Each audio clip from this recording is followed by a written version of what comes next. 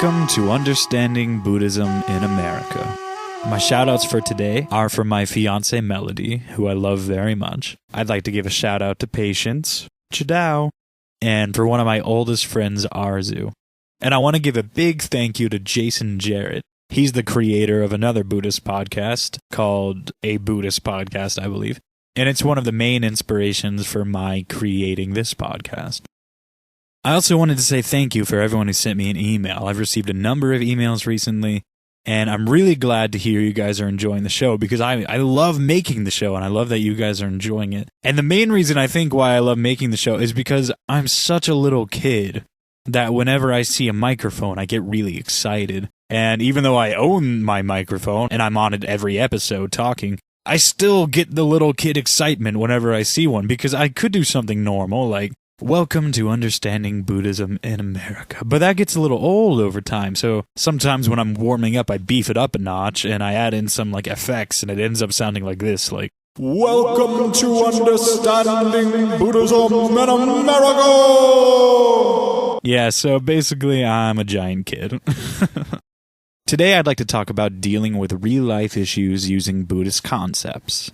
First of all, let me explain what Buddha nature is. Buddha taught that every living being is a Buddha, but if we don't truly believe that we are Buddhas, we will never realize our potential, and this universal Buddhahood will remain a secret.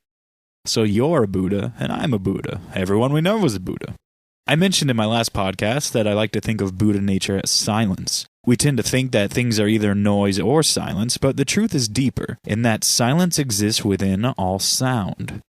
Even though silence is within all sound, it usually is ignored because sound is easier for our ears to latch on to. This is the same of how space lies within forms. But if you look around a room, space is something your eyes will skip right over.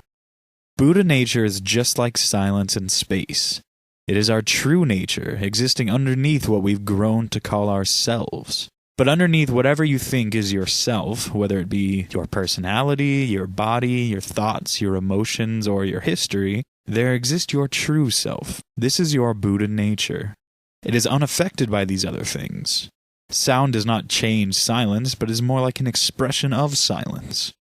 Form does not change space, but it's more like an expression of space. And your personality, history, and baggage does not change your Buddha nature.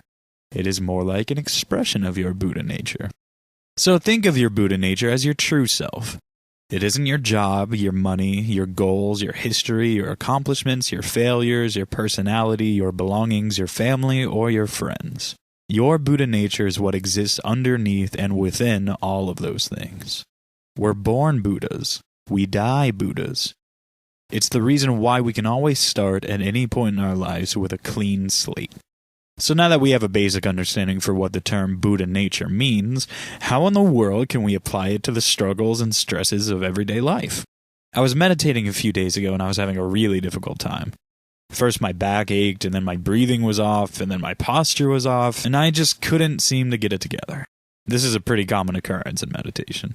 Once I became physically comfortable, my mind started shooting off in all different directions. I felt fear that I wasn't meditating right somehow. I felt irritated that my mind wouldn't quiet down. And as soon as I was done with one negative thought, 3 more would spring up in its place. Finally, I decided to try something new, and as I inhaled, I thought the words, "no problems." And as I exhaled, I thought the words, "no mind." I found this to work perfectly, and I've been using it in stressful and emotional situations ever since. So let's start with no problems. Some people might hear the phrase no problems and think it's a statement of denial or repression. Clearly everyone has problems, so how could anyone say that and truly mean it? This is how our brains like to think when we choose not to search for any deeper meanings. What no problems really means is that we tend to associate our problems and worries as things transmitted to us that are caused by others.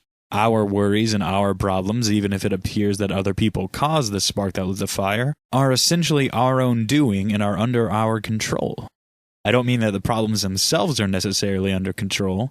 After all, if there's a raging fire that burns my neighborhood to the ground, it would probably be out of my control to stop it.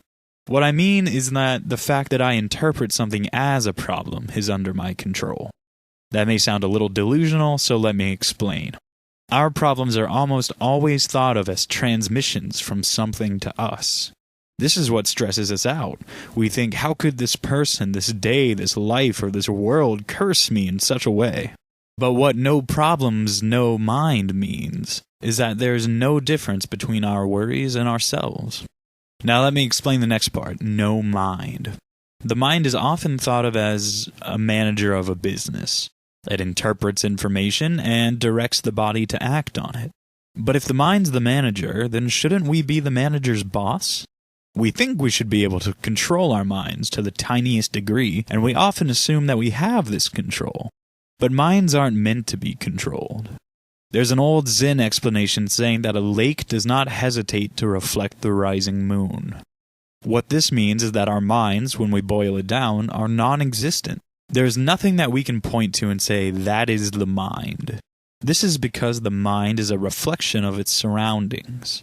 If you look for the mind, you'll only see an endless series of reflections and nothing more. Life is like the rising moon, as in it's an experience. Our minds are reflections of this experience of life. We have no control of when something will go into the frames of our reflections, and likewise no control when they leave. This is just like how a lake has no control over when the moon will come and go out of its reflection. But all the mind needs to do is reflect, and it does so without effort. So we don't need control over our reflections for our minds to be clear. Just like the lake doesn't need control over the moon to reflect it clearly. This is done spontaneously and instantaneously.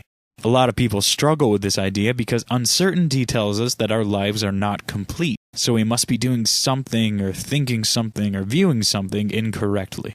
But thinking our minds are doing something wrong is just like thinking a lake is reflecting a moon incorrectly. And to attempt to fix the image, we splash about the lake. But in doing so, we'll only distort it. This is where meditation comes into play. It's often thought of as learning to control the mind, but this couldn't be farther from the truth. Meditation is learning how to observe the mind dispassionately, to let it wander wherever it may without judgment, to let it reflect the experience of life without distortion, to the point where we see life so clearly the inner Buddha is unleashed and allowed to awaken and roam free. Since the mind is just a reflection of life, it's easy to understand that life itself is an extension of our minds. We think of art as extensions of ourselves. We paint a picture, take a photo, perform a dance, or sing a song, and we feel the art we've created is a piece of us. Well, problem solving is an art too. Being able to take an issue and solve it is no different than taking a canvas and painting it. When we think this way, we find problems to be opportunities for growth and expression. We see whatever arises as an extension of ourselves. So when I say no problems, no mind, it means my problems and issues aren't transmitted to me. They simply exist naturally, and my mind reflects that. If I viewed problems solely as transmissions from person to person, I would constantly be frustrated and angry with everyone in the world because we're all the causes of problems to someone at some point. So instead, I view them as extensions of myself and my life that should be accepted as much as any other part of me. This doesn't come automatically or even easily sometimes, so whenever I find myself feeling emotional or stressed, I repeat the words, no problems, no mind. I've tested this out, and even in the heat of an argument, it works pretty well. You certainly don't have to say the same thing, but I encourage you to try and find your own little chant for when you're feeling emotional. My only advice is to make sure whatever you end up with implies the message that your problems are normal, natural, and necessary. Our Buddha natures exist under all of everything we usually refer to as ourselves, but our personalities and desires are a part of us too. They give us the understanding to complete even the most basic of tasks, like eating, drinking, and communicating. So while silence exists under sound, that doesn't mean that silence exists separate of sound. It exists both without sound and within it. Space doesn't exist separate of form, it exists within it and without it. Likewise, our Buddha natures, or true selves, exist both without our problems and within them. I'm sure even the Buddha nature has seemed like a problem to someone, and that's because a problem is essentially just a negative perception. It's a reflection that we've deemed distorted, even when the problem is perfectly clear. It just happens to be something we don't like. When we see our friends having problems, we almost don't even think of them as problems. We know they can do whatever they need to do, and we have no doubt that in one way or another, they'll succeed. Everything gets a little blurrier when the problems are deemed as our own, because we've attached to the idea that any one of our problems automatically must be a blemish on our reflection caused by some external factor, rather than part of the reflection itself. This causes us to deny we have problems, deny we're to blame for our problems, and deny that we can solve our problems, all of which are incorrect and only prolong the problem solving. Rarely do we understand that problems are simply things passing in and out of our reflection's frame, and are in need of no more repair than a reflection of the moon on a still lake.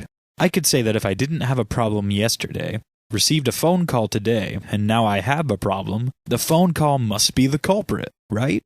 This solution makes my ego happy because I've decided that its translation of the phone call is not the source of the problem. How in the world could my ego be a cause to the problem that I so blatantly received during a phone call from another person? I think there's no way the problem is my ego. The problem may be the phone. If we didn't have one before we got the call, whoever called us couldn't reach us. The problem may be the person on the other end of the line. If they didn't exist, perhaps we wouldn't have been cursed with this problem.